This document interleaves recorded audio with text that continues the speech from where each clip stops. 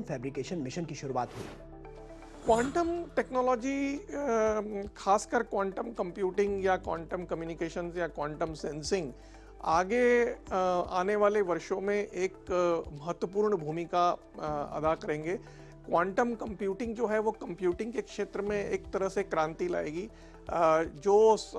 कई सारी प्रॉब्लम्स हैं, जैसे ड्रग डिस्कवरी के क्षेत्र में या एडवांस मटेरियल्स के क्षेत्र में, जो अभी क्लासिकल कंप्यूटर्स पर काम नहीं हो सकते हैं या उसमें ज़्यादा समय लगता है, या कई समस्याएं जो इतनी जटिल हैं जो सिर्फ क्वांटम कंप्यूटर के द्वारा ही सॉल्व हो सकती है, तो उन क्षेत्रों में क्वांटम कंप्यूटर एक महत्वपूर्ण भूमिका अदा करेंगे।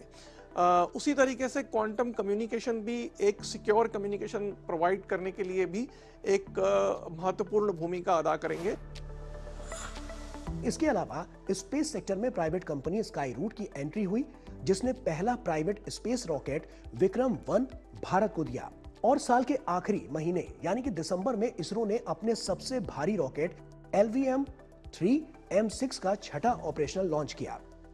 इसके अलावा प्राइवेट कंपनियों और स्टार्टअप्स को और बूस्ट मिल सके, और इसके लिए परमाणु ऊर्जा से जुड़ा sustainable harnessing and advancement of nuclear energy for transforming India यानी शांति विधेयक 2025 दोनों सदनों से पारित हो गया।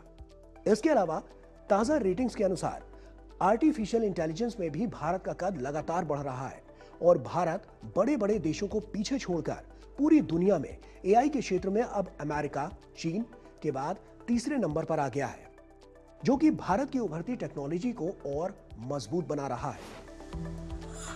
क्वांटम मिशन है या एआई मिशन है या ग्रीन हाइड्रोजन मिशन है, या फिर जो सरकार ने अनुसंधान नेशनल रिसर्च फाउंडेशन की स्थापना की, या फिर 1 लाख करोड़ का रिसर्च डेवलपमेंट और इनोवेशन फंड बनाया, इन सभी का उद्देश्य यह है कि हम विज्ञान, प्रौद्योगिकी और नवाचार के क्षेत्र में आत्मनिर्भर हो सके, और आत्मनिर्भरता की नींव पर ही विकसित भारत की इमारत खड़ी होगी।